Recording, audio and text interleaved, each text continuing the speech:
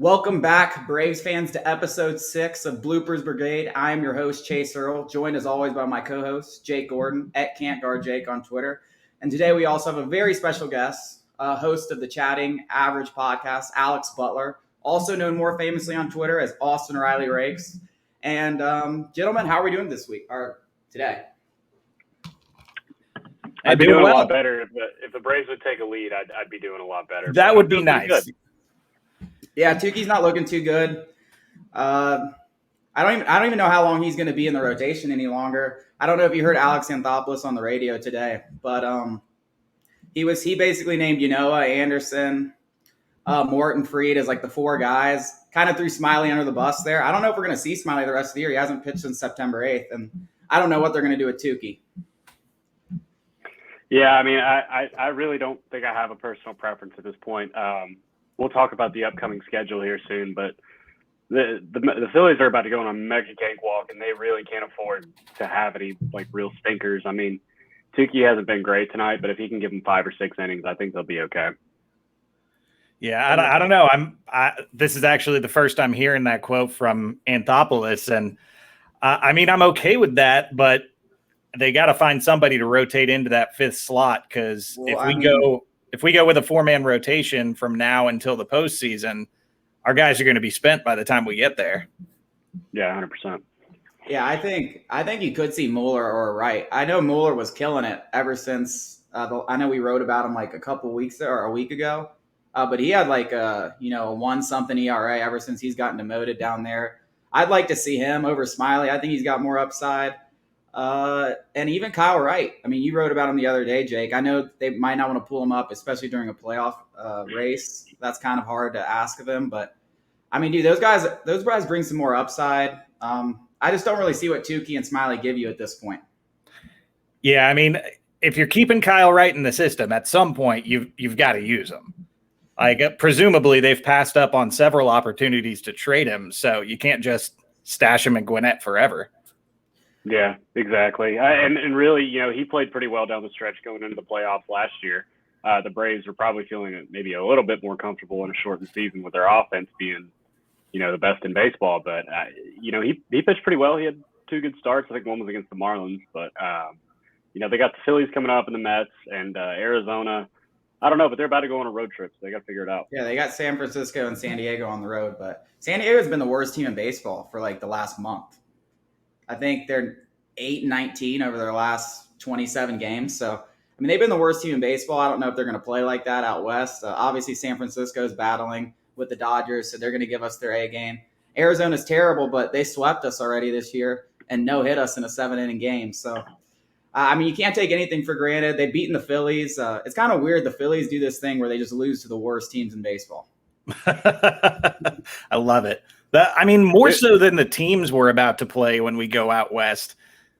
I'm more worried about the fact that we don't have a day off from now until we get back from the West Coast, which is just insane to me.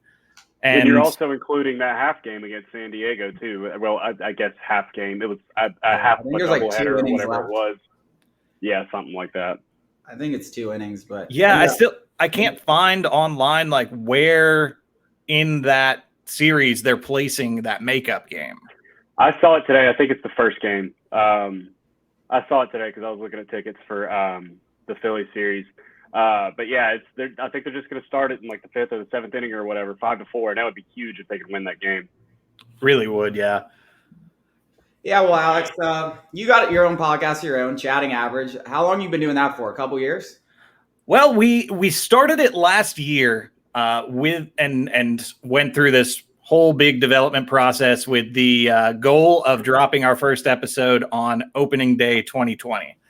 Well, that didn't work out so well. Yeah, that's so we basically did 3 months of just the two of us rambling about God knows what every single week until baseball finally started back up. And so we've been doing about 2 seasons now, a season plus 60 games. Fun fact, the opening day 2020 opening day 2020 getting postponed was the official death of the original Sports Talk ATO podcast. That was it. We were so mad because there were just no sports on, and we just didn't do it forever. I can't say I blame you. It was brutal. Yeah. Yeah. I mean, we used to do the podcast like in a little room, like at my house. All Like, three of us on a table. That's awesome. Just like my co-host is actually in North Carolina, so we've never recorded in the same room, and that's kind of the dream one day to at least get together and record one episode in person. Yeah, I mean, I don't know if it's better. I kind of feel like I like just doing this. I feel like the noise was kind of weird when you were not in like a proper setting. Like if you're doing it in person and you have the proper setting, I think it would be great. But when it's just like, you're all sitting around 3 tables and 3 mics and it's just, I don't know, it wasn't well done. Fair enough. Yeah, we would always end up watching the Braves game, and like I'd be in the middle of the talking and be like, "Oh, Braves just hit a double," like in the middle of whatever I was saying, or something. And then we'd go off on a tangent. But I don't know. That's authentic. That's part of the charm. I mean, that's a constant struggle though when you're trying to record and watching a game at the same time, like keeping your train of thought going, and not just completely blowing the whole thing up. And we would be doing a disservice to our fans, our 50 fans that listen to this podcast, if we did not watch the Braves, because then what are we talking about here? Bro, we have like 150. Don't sell us short. Come on now. Hey, we've got a few like 400 or 500 episodes. We're only on episode 5, so we'll get up there. Oh yeah, you'll get there for sure. But another thing that we want to talk about, because this all kind of started based off just your Twitter following, right? Was it just kind of like you got like kind of bigger on Twitter and you're like, hey, I want to do this podcast? Yeah, it was. Well, yes and no. So I hit some kind of follower milestone, and I threw out some kind of shit post that was like, you guys are going to mess up and make me start a podcast or something. With no actual intent in that moment of starting a podcast, because there are 10 million Braves podcasts. Oh yeah.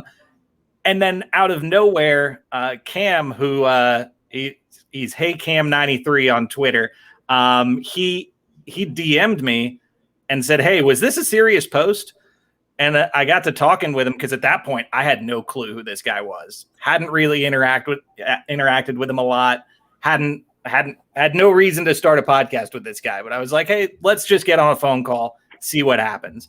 We get on a phone call, start talking about the Braves, and don't get off the call for like 3 hours. Came to find out he calls high school baseball in Central North Carolina. So it wound up kind of being a perfect pairing. Just from the very first conversation, kind of had that feeling like we can make this work. So like it was smooth. Exactly. Yeah. Yeah. And then that's the opposite of us, because the second episode we ever did, you just didn't record it. So, I don't think you officially have a podcast unless you have gone through an entire episode without having hit record at least once. I've certainly done that on my show, and I've had that done to me as a guest on other shows as well. That's when I would really feel bad. Luckily, it was just me and Chase. If we were interviewing somebody, like, what do you even say? Like, hey, can we like run that back one more time? I mean, yeah, I just looked at Jake and said, no way, I'm doing that shit again today. And just like was like, I'm leaving. I was like, we'll do it tomorrow. We'll do it tomorrow. But honestly, I feel like we did it better the second time. I feel like you almost get like a rough draft in. Like it's like, oh, I did it way better that time. Yeah, exactly. Yeah. Another thing I wanted to ask you, the Austin Riley rig. So that's been your Twitter handle as long as like I feel like I've noticed you on Twitter. Like where did the love for Austin Riley come from? Because I've always been like an Austin Riley stan when everyone was hating on him. So that's not the Austin Riley thing is not actually how the account started. Once upon a time, I had like my own personal account and didn't really use it a lot, and then all these parody accounts were popping up on Twitter. So as a joke, just to make a reply to somebody who was making fun of Josh Donaldson's mullet, I made a Josh Donaldson's hair account just so I could drop in and be like, hey, watch what you're saying or something like that. and with no intent of keeping it going.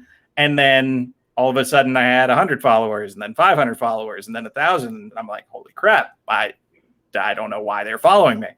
I guess live tweeting games in all caps goes a long way for some reason. But yeah, the day Austin Riley got called up, I posted something to the effect of, if he hits a home run in his first game, I'm changing this to an Austin Riley account. And he bombed. And sure enough, he bombed that game and seemingly every game for the next month and a half. And it was pretty much set from there. It's great too, because you get to be the Austin Riley guy. Like, as soon as he does something, like, everybody just immediately goes to see what you say about it. Oh, it's awesome. You got that brand. I love it. I never have, like, if I'm not watching a game for some reason, I never have to wonder how Riley did, because I can just go to my notifications and see what people are posting on my timeline. Yeah, it's fantastic. So, like, that was kind of a roller coaster ride, because obviously he went super, super hot. You have the account, and then he's in AAA for 6 months or whatever. Had to stick with it. Yeah, I'm glad you did, because I've always been Austin Riley's going to be an absolute stud. Now you see what he's doing now. So how much better does it feel now that you stuck with it, you never gave up, and now you're talking like Austin Riley MVP, and he's got a legit case. Oh, it feels great, to be honest with you, because there were, especially this past off season and then before the trade deadline last year, we were all kind of wondering if Austin Riley was going to be a Brave for the foreseeable future. There were very good chances. Everyone wanted to trade him for Jose Ramirez or Nolan Arenado or somebody at any given time. Just had to keep going. I don't know what the account would have been if he would have gotten traded. But yeah, now it's kind of morphed into, I'm trying to single-handedly build the name recognition amongst baseball fans. Yeah. Because I follow and have followers from tons and tons of different fan bases.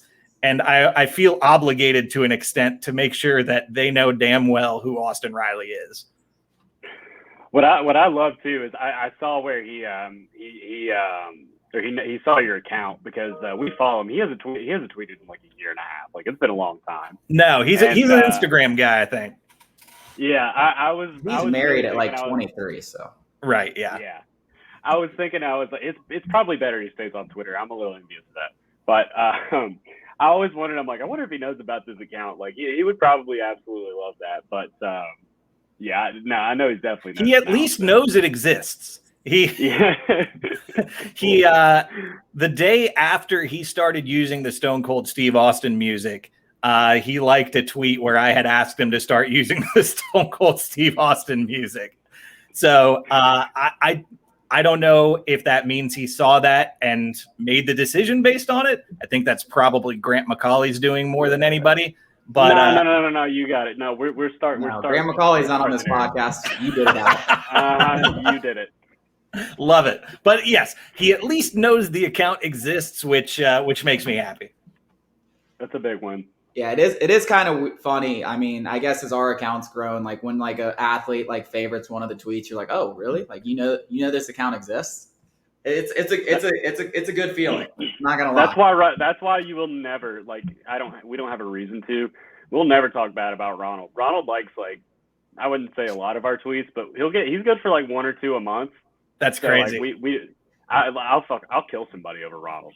Oh yeah, he likes my tweets.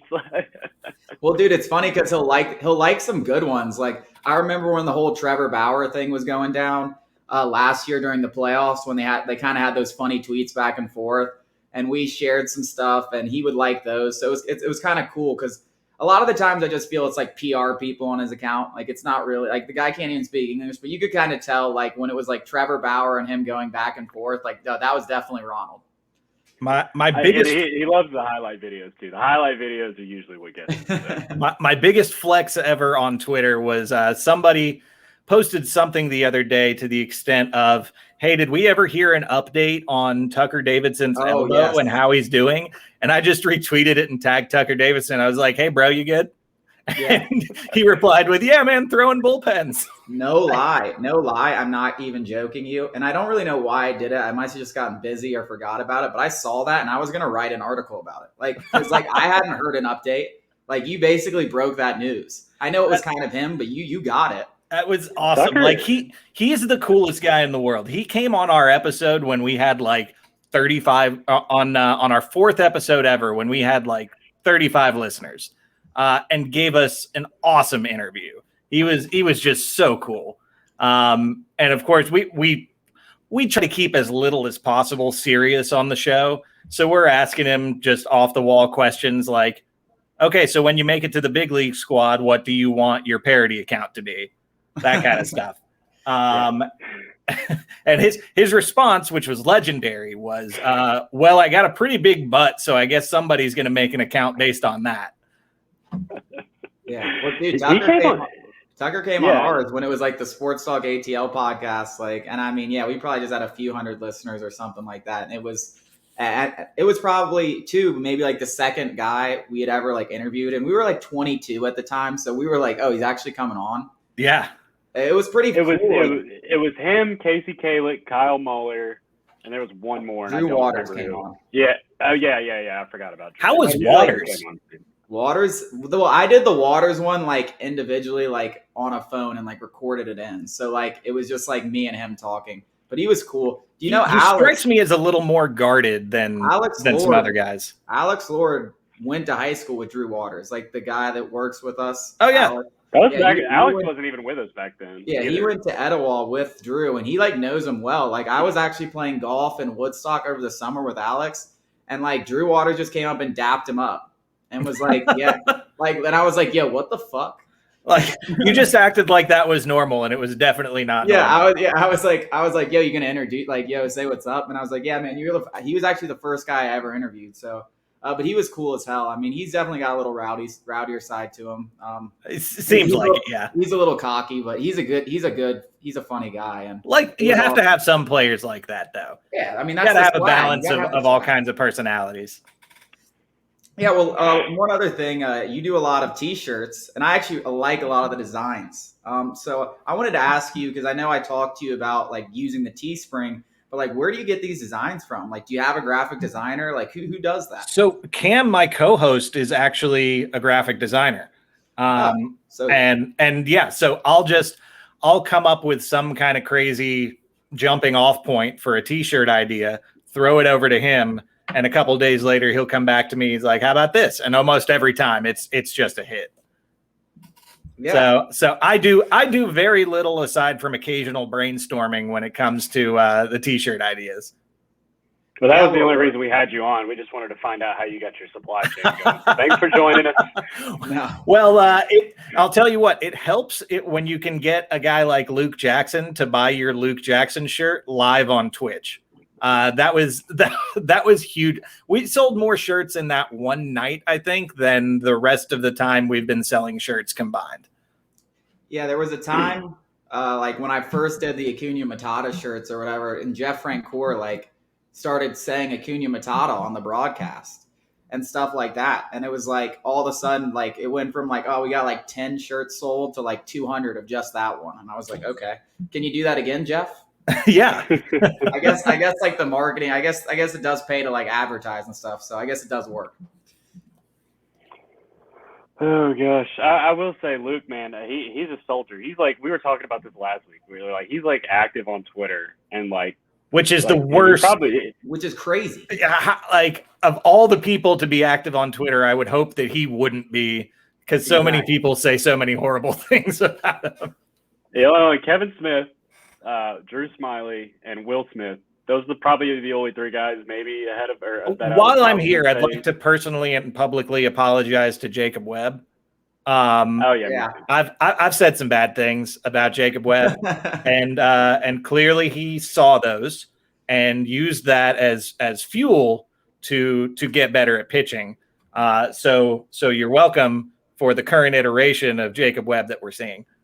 Hey, those were your exact words, because I replied and I said, I still think 2019 Jacob Webb's in there. And then you told me I had the patience of a saint. So I guess it paid off. You do. You absolutely do. And I don't know why I could have that patience with Austin, but I wouldn't have it with Jacob Webb. Maybe my patience runs thin with relievers sometimes. I don't know. Yeah, I don't know if Austin Riley's ever smashed the guy's orbital bone and made him bleed on TV. So. He's fine. I can make the joke. I don't know, but he looked like he was about to the other night when he got hit in the 9th inning. Yeah. It was the first time I recall ever having seen Austin actually angry in a baseball game. Yeah. It was ninth inning, 2 outs, runners on second and third, tie ball game, and he got plunked. And he just gave the pitcher this stare like, if you take one step towards me, I will end you. It was beautiful. And we joke about Austin Riley like being thick, but like Austin Riley, like he's not thick as in like that, like that. That's like country boy, like cornbread and pinto beans, like just hulked Did you see the video of him hitting drives at Topgolf the other day? Yeah. Oh yeah, he's about to bust out of that shirt. My God. I think it was like an XL. He was banging. Side note, guys, just an update going on the games. The Phillies are now down 4-1 to the Cubs. Good job, guys. Love that. Braves tied it up 2-2 with the Rockies. Yeah, I mean things are starting to look good. The Cubs. We were going to talk about a little the NL playoff race. Like, what the hell is going on in the NL Central? These the Cardinals are now in the playoff. I haven't checked the standings in like a week, like the wild card standings, and the Cardinals are now tied for a wild card spot. They were like 8 games out of it a month ago. Yeah, it's kind of absurd. I mean, I guess the Reds really haven't been playing well, and the only thing I guess.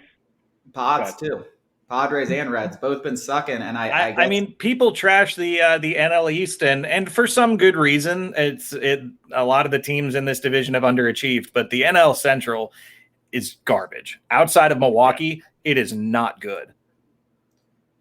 Yeah, I mean, I'd love to play the Cardinals in the playoffs. I hate I still hate the Cardinals for 2019. Oh yeah, I barring an absolute disaster, I don't see us playing anyone but Milwaukee in the division series. Hopefully. Yeah, exactly. That's where we're slotted to right now, and it would take something pretty extreme to change that. Oh, it's impossible. I've already looked at every scenario. Yeah, they're definitely playing Milwaukee unless we end up getting in the wild card game, which I'm not going to. That's a terrifying prospect. Milwaukee's bullpen is ridiculous. And seemingly with a bunch of relatively small names in their lineup, they're doing a lot of damage. Lovato said the other day that he was that was the best rotation he's ever faced was Milwaukee's in his whole career was Milwaukee's. So yeah, I've got like 4 Milwaukee starting pitchers on my fantasy baseball team, and I've been killing it all year. Did y'all see the post where the guy was like, oh, look, Milwaukee's number 19, 20, and 21 prospects. It was like Corbin Burns, Brandon Woodruff, and Freddie Peralta or something. And he was like, let's look at number 1 and number 2. And it was Corey Ray and Lewis Brinson. Devin Williams. Devin Williams was one of them. Yeah, I think Woodruff was even lower.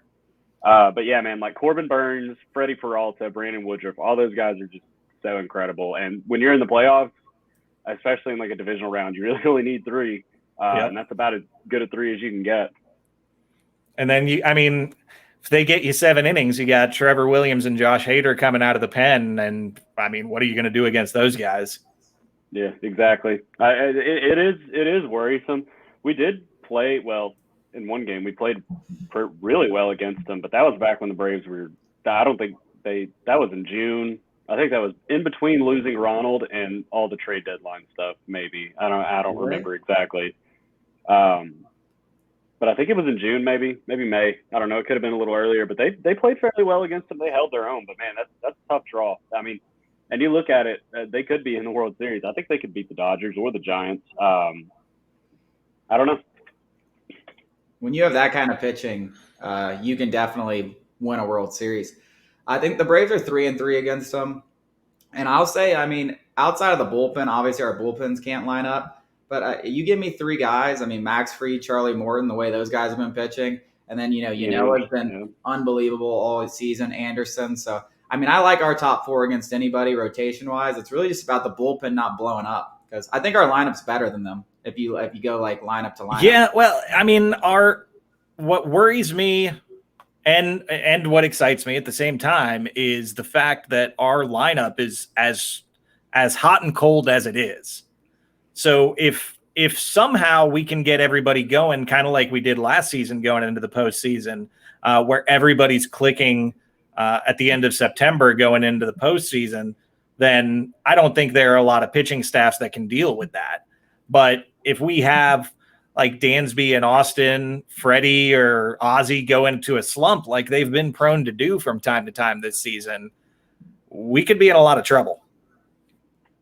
Absolutely. That's the thing is it's one of those things too where, it's almost like, what day of the week is it? Some days they wake up and they look like they've never swung a bat before. And then other days they can go out there and put up 9 runs in 3 innings. And you just don't know what you're going to get. And you don't know till you're there. And I guess that's all part of the fun, if you want to call it fun. The good thing now is that, and I've said it 1,000 times, but hats off to AA for the work he did at the trade deadline, because now we have legitimate threats all the way through hitter number 8. You on any given day you could slot in Dansby at 8, Rosario, Jock Peterson, Adam Duvall. Like, you could throw anybody down in that bottom half of the order and they could do some damage, even though their averages might not be good. It wasn't more than a couple of months ago where beyond the 4th or 5th spot in the order, it was almost automatic outs down there. Yeah.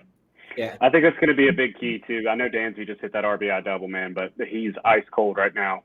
If he can get hot, like just on the right time, be on that upswing at the right time and be that guy that's hitting 400 with a 1,200 OPS for 2.5, 3 weeks in the playoffs like that, that's just going to make all the difference in the world to me, at least. And I feel like he's a guy that loves the spotlight. So let's see it. He definitely is. Yeah, to me, the Braves are very home runner busts. Like, they're going to live and die by the long ball with this team. That's just how I feel about it. They're going to give up some runs because their pitching staff isn't good. It's really just coming down to getting those clutch big hits. Probably going to be homers just with the way this lineup shakes out. So many guys. We have had a couple of games recently where we've not hit home runs and still put up a decent number of runs, though. So it's encouraging to see that, while it's not our bread and butter, occasionally we can win a game via small ball. Yeah. I was seeing, I was looking at how the schedules match up, and we got to capitalize against Colorado. They're god awful on the road. They're 21-51, the worst in the league. They started 6-33 on the road this year. 632 team OPS, 5-run ERA. That's worse than they have at home at Coors. I know Charlie Blackmon, he always seems to kill us, but they got to win these games because you get 4 with the Giants, 4 with the Diamondbacks, who absolutely bitched us. Yeah, earlier this year, and 3.5, I guess, if you want to call it, with the Padres. And the Phillies are about to go see Chicago, and then they have the Mets, the Orioles, and the Pirates. 3 of the worst teams in the entire league, and yes, I'm putting the Mets in there too. Right, but those are the teams that they lose to. Yeah. Like the Marlins have owned the Phillies for about 2 seasons now. They only play well when the lights are the absolute brightest and the marquee matchups, it seems. When they're playing teams they're supposed to beat, that's why they're at or below 500 pretty much all season. Yeah, and that's what I have been for 11 years in a row. I mean, that's why I agree. Yes. I need them to finish a game at or below 500. I think right now they're 1 game over 500, and I don't want to see it. Because I don't want them to have a single thing in Philadelphia that they can be happy about. I think 1 game under 500 is literally just the worst you could ever be, because you're not going to get a good draft pick. You'll still be picking like 14. Exactly, yeah. I mean, it would be tough for them to finish 1 game under 500 with the schedule they have. I know they've been losing to those teams, but those are some ass teams. I mean, that's the bottom of the barrel. I mean, I think everyone sort of eyeballed it at the beginning of the season. I'd be surprised if the whole division race doesn't come down to those last 2 series against the Phillies and Mets here in Atlanta. Well, I don't think so at all. I think this is going to be a 6 or 7. I think the Braves pull away here. That just personally me, but I've been saying we were going to win this division by 6 games since we were losing it by 2. I don't like the Phillies lineup. I don't really like their rotation. Aaron Nola's washed. I don't like anything about their team. I hate their fans. I hate the city. And the Mets, I mean, Jesus. The guys, I knew they were going to crumble at Game 7. Everyone knew they were going to crumble. They are a joke of an organization. And then we spotted it. We spotted them half a season, and we don't have Ronald. We don't have our best player, and we arguably don't have our best pitcher. And we spotted him half a season, and nobody could do anything with it. That's just how pathetic the rest of the teams in this division are. Yeah, I just don't see the Braves. I mean, the Braves schedule, it's not easy. Obviously, the Giants are a tough series, but we just took 2 out of 3 from them. As long as you don't get swept, you avoid a sweep, you're probably fine. The road trip worries me. It does, because the Giants are in an even more heated division race than we are, and not only are they a good team, but they're a good team playing must-win games. And then we struggled, as we saw with the Diamondbacks here in Atlanta. But those games didn't mean anything. Like now you're talking about a good team in a must-win game against Arizona. Like if we lose those, we deserve to lose the division, but we cannot lose those games. I mean, they should crush them. And my thing with the Padres is that, yes, they're playing like crap right now, but they have good players. They have good pitching. They can be a good team. And I don't think they're going to get all the way to the end of the season playing the garbage baseball that they're playing right now. It's just, how do we prevent ourselves from being the get right series for the Padres? Yeah, exactly. And you know, we won't get too into this, of course, because we're still talking NL playoffs. But man, how about the AL East right now? 4th place, separated by a game or a half a game from 2nd place. I mean, all 4 of those teams are still in it. That's going to be fun to watch down the stretch. I love the Blue Jays. I do too. Oh my God! If it's not the Braves, I want the Blue Jays. Gentlemen, I regret to inform you that the Rockies have hit a 2-run home run. They're up 4-2. I was just looking. I was like, Tukey's got it going. Like he can get through 5 or 6. I don't know what you do with Tukey. This might be his last start. He got mushed. Oh, Trent, bro, what are you doing? Trent says, "You think if Tukey makes it another inning, he gets a win, bro?" That is. Are we live right now? No, I wish we were live. Wait, no. That was on Twitter. Oh, gotcha. Yeah. I wish we were live. I love doing those live shows. Nobody watches them. Yeah, but who cares? You know, you get 20 people in there. Like some people, we always have like 1 or 2 guys that'll at least talk to us. Yeah, I don't know. Dude, and then you can like create the banners. I didn't realize that, but you can create the banners and like their questions will come up on the screen. Oh, yeah, I forgot about that. This thing does some cool stuff. We just have to learn how to use it. My favorite was whenever we asked for questions. I think it was for this show, and like nobody replied. And then the next day, like I posted something, and like 5 people replied and were like, "Ask me shit." And I'm like, y'all literally bombard us with questions all day, and like I don't care to answer them, but when I ask for them, at least like cough them up. Like, come on, let's go. I need content.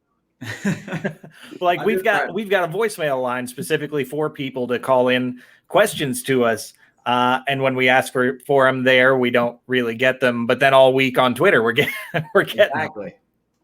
I'm setting a reminder on my phone for this Friday at like 1:30 after I've drank like 15 to 20 drinks, and I'm gonna call and just leave like the meanest voicemail I can say. Please do. I'll be like, "Chatting average fucking sucks. It's the worst thing I've ever in my life." Are we gonna start the Chatting Average Bloopers Brigade feud? Yeah, definitely. I mean, me and my co-host are both wrestling fans. We know how to work a feud. I mean, we might as well. It just creates more content. Really, we'll definitely get a following. Well, okay, so here's what's going to take this podcast to the next level. So Chase made a bet with some random guy, actually 2 random guys. One guy has to kiss his ass, like his actual bare ass, at the battery. If the Braves win the division, so that's going on the YouTube. That's definitely going to be part of the show, I guess, if they do win the division. If not, Chase has to kiss his ass, and it's still going in the show. So,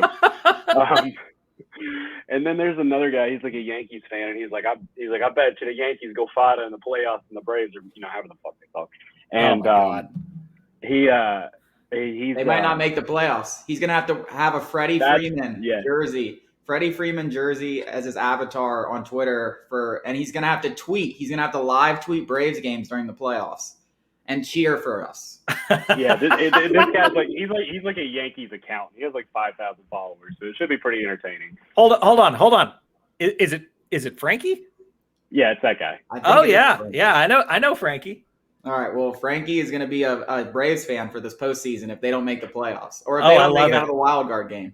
He'll pay up too. He's a lot of things, but I don't think he'll flake on his bets. Well, I have it. I think he will. I want to see if the guy who has to kiss your bare ass will show up. That's the guy that I don't know who's going to come through for. See, I wouldn't pay off that bet. While we're talking about unpaid bets, me and my co-host last year had we placed a wager on what the record for the Braves would be at the end of the 60-game season.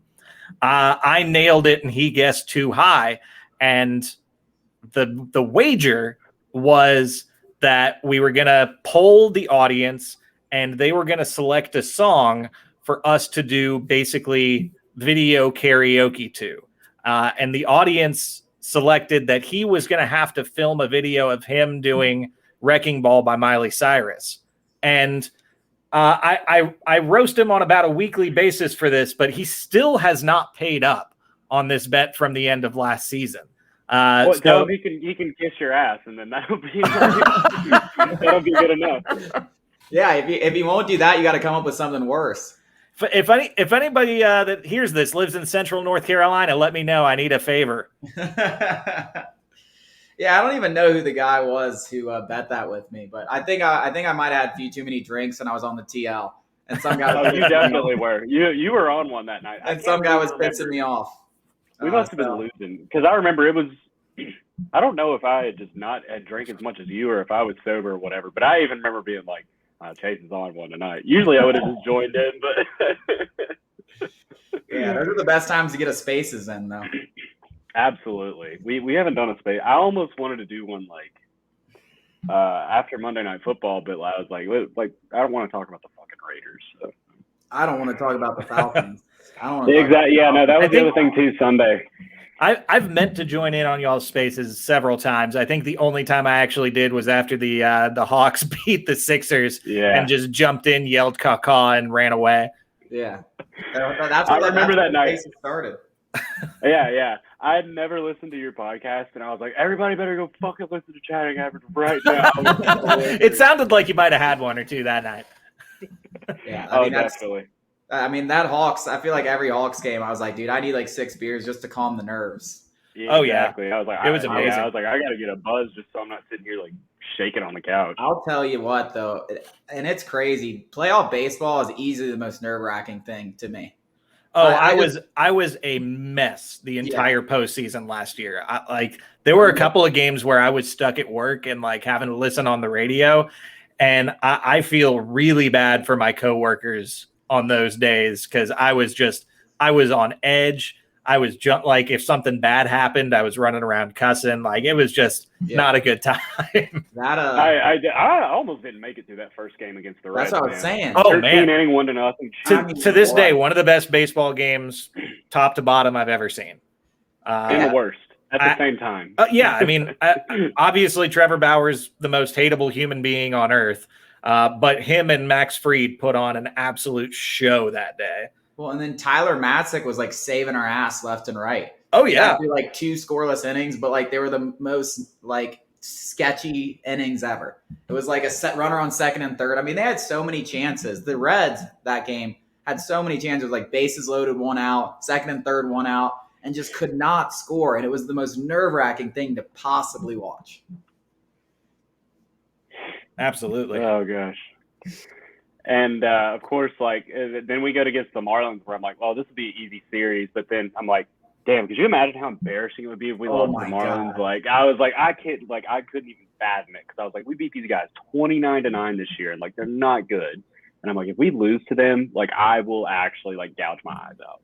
But they didn't even come close. But yeah, well, and then we end up blowing it. But I'm sure this year will be the exact same. But, yeah, that's when you talk about nerve-wracking – I can do football pretty easily. Basketball, like it's so fast paced that it's hard to like really, really get nervous. But baseball, like just like waiting in between pitches while a runner's on third for either team, whether you need a run or like you don't need a run. It's just it's parallel. I was living in clock in baseball. Yeah, I was living in Chapel Hill when I was 5 years old, and I would argue that you can't get nervous during a basketball game all day long. I've lived nervous in basketball games for 30 years. I thought I was gonna throw up during like Hawks Sixers game 7. I was like, this is literally the biggest game in the history of the Hawks. Like I'm about to like piss off myself. I'm amazed that I didn't go into cardiac arrest during that Villanova North Carolina national championship game. Oh God, yeah, I remember that one. I've never gone from like when Marcus Page hit the 3 at the end to tie the game. Like I almost put a hole in the ceiling of my living room jumping up so high. And then it wasn't 8 seconds later that I just crushed. You didn't even get to enjoy that for like maybe 5, 6, 7 seconds. Like, nah. I mean, like, that was a sudden plane. That was a plane crashing into the side of a mountain. Whereas the Super Bowl the following year was more like you're strapped to the train tracks and just have to watch the train come at you. That's a pretty good comparison. That Marcus Page shot, it's just like the greatest shot in postseason college basketball history that nobody will remember. Nobody. It's such a shame. He was a hell of a player too. Oh, watching the Falcons get come back on while you're in the stadium, 28-3. And you can just feel Tom Brady's aura. And you know what's crazy about that is I swear, I don't think there were 5,000 Falcons fans that even had tickets to that Super Bowl. And there were probably like 30,000 Patriots fans. And then the rest were just corporate people. But I swear there was no noise basically the whole game. Because when the Falcons scored, it was like a small sector that was like, yeah. And that was all that was going. And then like the Patriots start scoring and the place just starts getting electric. It's just electric. And you're just like, oh, is this happening? Is this happening? And you know what happens?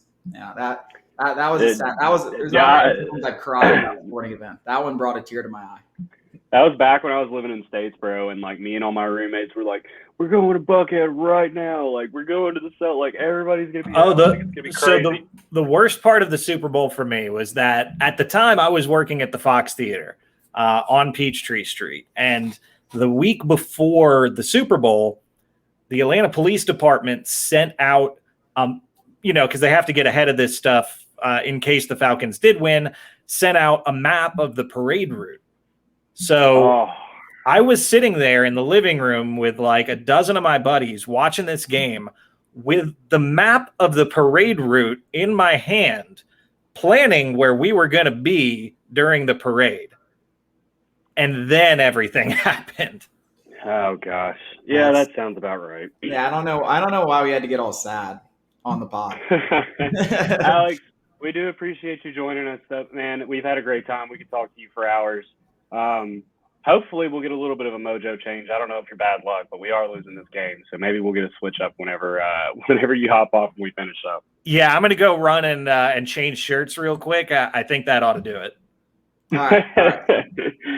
Thank you so much. Thanks, man. Alex. Anytime, fellas. Have a good one. You too. All right. Thanks again to Alex. Like I said, go check out Chatting Average. He's great. His show's great. Follow him on Twitter too. As we said, Austin Riley's Rakes. Very, very funny guy. But yeah, we don't really have too much else to talk about. We got Stephen Vogt probably done for the season. He was probably on the bubble for the playoff roster anyways. So, but more playing time for William Contreras. Once again, he's forced into action. So. Yeah, I mean, the only thing else I could mention, I mean, we pretty much talked about Indigo Diaz. He's got a 0.28 or 0.82 ERA with like a 16.4 K9 and Rome and Mississippi. I doubt they're gonna give him some super call up and let him skip Gwinnett. But I mean, hell, dude. I mean, the guy throws fucking gas. I would love to see it, especially if he can get up like 6 or 7 games here, like an experiment, tinker with some things. Yeah, and I wrote about this here. You keep talking. I'm gonna look up whenever I wrote this. Oh, I wrote about it today too. So. Oh no, I'm just saying. Like this was August 12th. I said that he was a prospect to keep an eye on, and he had a 0.72 ERA. And he's kept that up for a month, literally over a month. Like that's crazy. Yeah, 0.5 ERA since he's been up in Mississippi with like a 14 K9. So I doubt they'll pull the trigger, but I wouldn't mind seeing it, especially with so much trouble that we've had. It would be ballsy, but hey, if you have a 4.5 game lead, you might as well try something new. I definitely think the bullpen has to get better if the Braves want to make a deep run. So That Dosbel Hernandez guy just got called up to AAA, and he got called up with Brooks. someone else who has like a Brooks Wilson. 15K. Yeah, he has like a 15K nine in Mississippi. So maybe one of those guys is more realistic because they're older. But those three guys, like, I wouldn't mind seeing the Braves. Like, I don't need to see Drew Smiley again. So if they wanted to give one of these guys a shot, I don't mean, need to see even Josh Tukey- Tomlin again. I don't really need to see Tukey again. Like, if they want to give one of these guys a shot, I'm all for it. So that's really the only thing I wanted to say to end the show is like those, like they do have some options, and I'm interested to see if down the stretch they'll give one of them a chance. I just don't think it's I don't think it's a very brave thing for them to do. But I'd like to see it too. I definitely agree. Yeah, I mean, at least some upside, change it up. It's not like we haven't seen enough of Chris Martin. Like, come on. But who knows? Hopefully someone bounces back. The Braves need to get a better bullpen if they want to make a deep run. That's really all it comes down to. Yeah. All right, well, that wraps up the, what is it, sixth episode? Sixth episode, Yeah. right? Sixth episode of Bloopers Brigade. Thank you again. Thanks, Alex. And we'll see you guys next week.